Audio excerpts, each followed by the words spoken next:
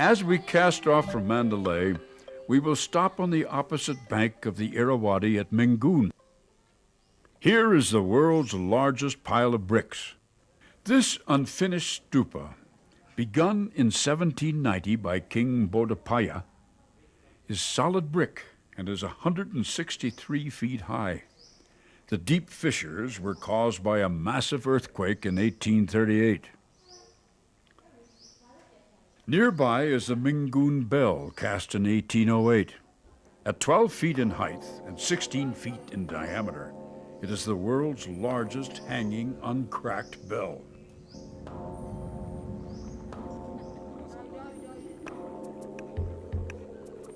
But now the golden afternoons on the Irrawaddy call to us as we head ever northward.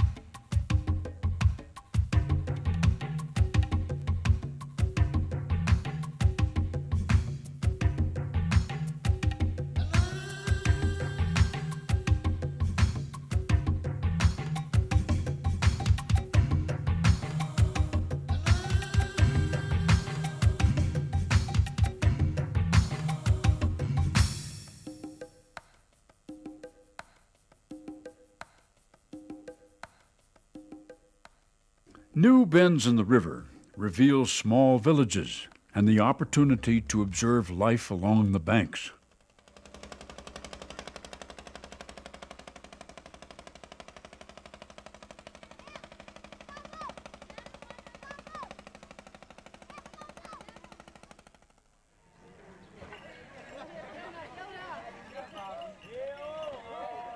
The marketplaces are a sensory overload of the best kind.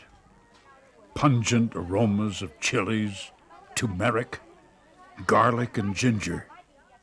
Everything overflowing with the exotic.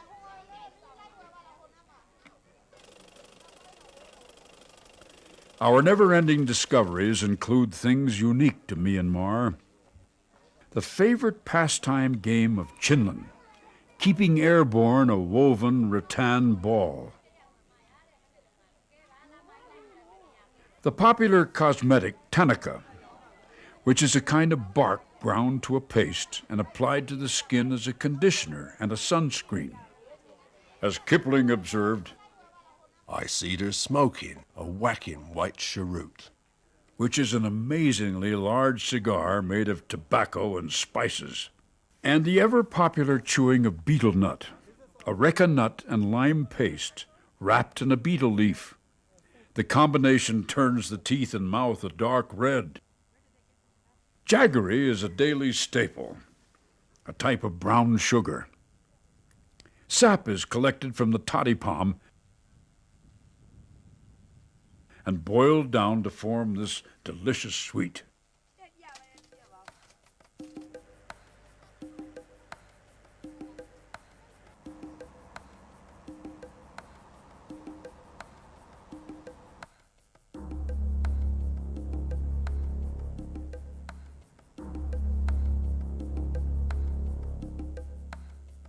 Reaching the Tibetan jetty, we find the river station and gateway to Magok, home to the finest rubies in the world. Winding our way through teak forests into the rich green mountains, we make our way to the mountain basin of Magok, a bustling town thriving on the gem industry.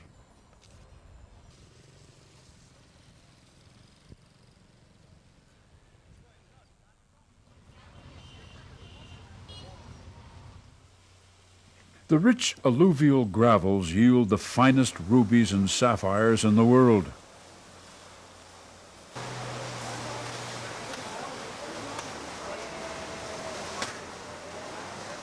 The famous pigeon blood rubies have been sought after throughout the ages.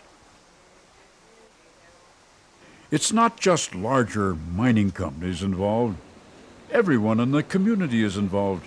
People searching for gems, polishing gems, making fine jewelry, or selling gems, like here at a local gem market. That's a panel, yeah. This is a zircon. How much? The area is populated mainly by Burmans, but as in anywhere in Myanmar, there are many other ethnic groups. There is a large population of Nepalis, descendants of the famous Gurkha Rifles, hired out of Nepal by the British during World War II, and who stayed in Myanmar.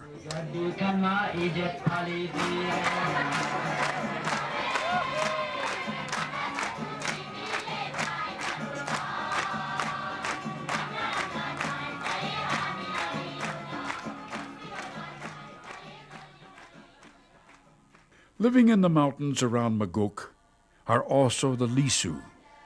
Immigrants from the Tibetan plateau, they made their way through China to settle in Myanmar. This all-Christian village was settled in 1913 by one of the last groups to immigrate.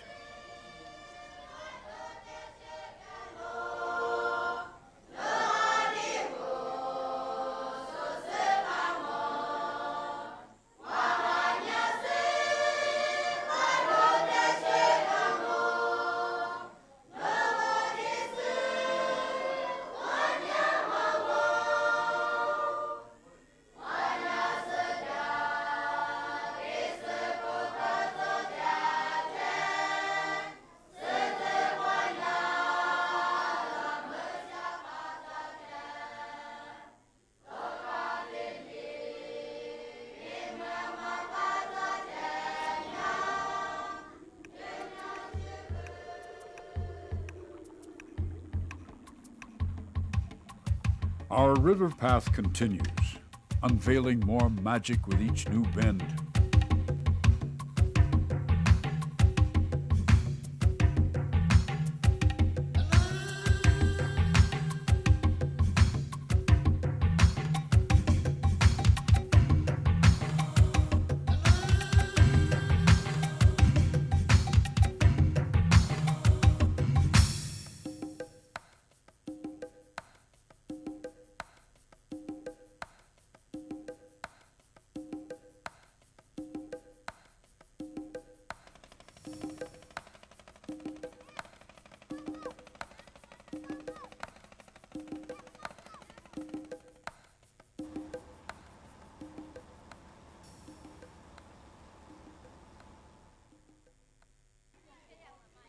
A stop at Shui Taik village reveals a town famous for its pot making. Pots that are sent to every corner of the country.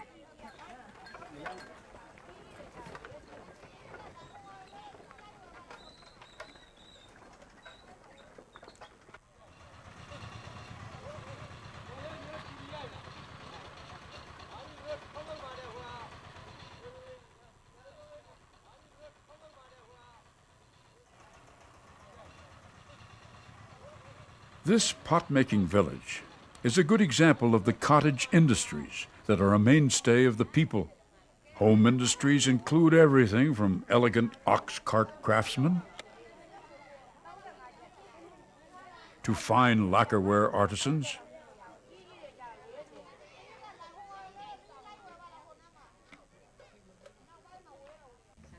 rubber plantations,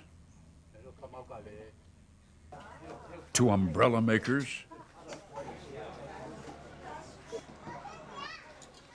teak farms, logging with the family elephants,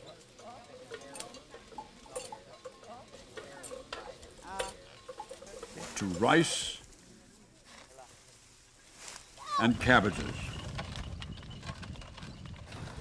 blanket making, to raising silkworms. Everything goes to market, and the markets are run by the women, pretty as flowers in their colorful longees, but all business nevertheless.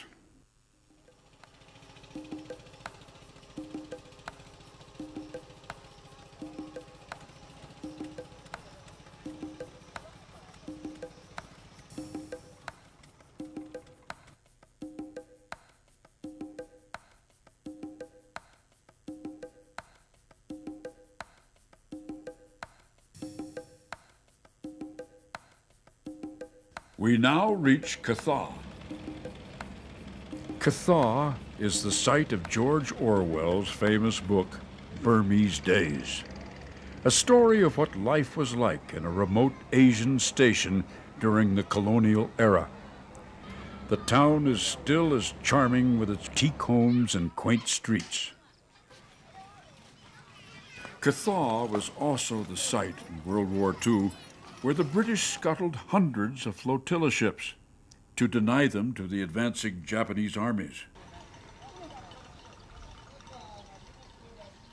Today, many of these old ships are being dredged up from the river to be rebuilt. The remains can still be seen of Japan, the Grand Flotilla steamer that once carried King George V and Queen Mary up the Irrawaddy.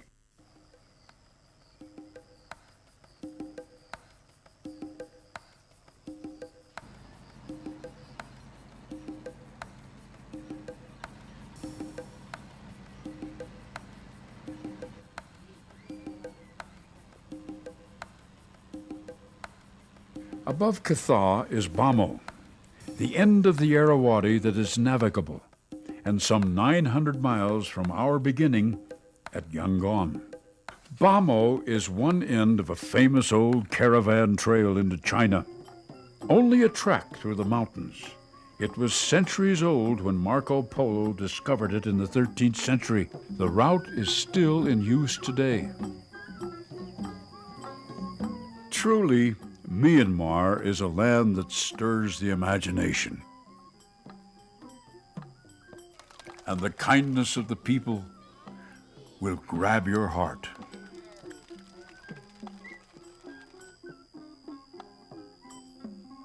You will long remember the hospitality of the inns in the mountains and the hill stations, or exploring historic sites from these splendid hotels.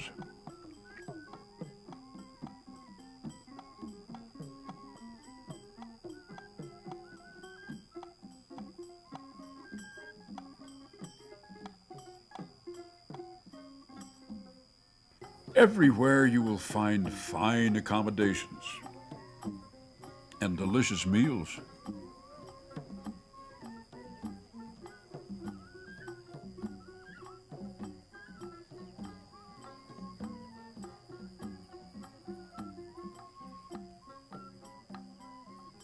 Myanmar, the golden land.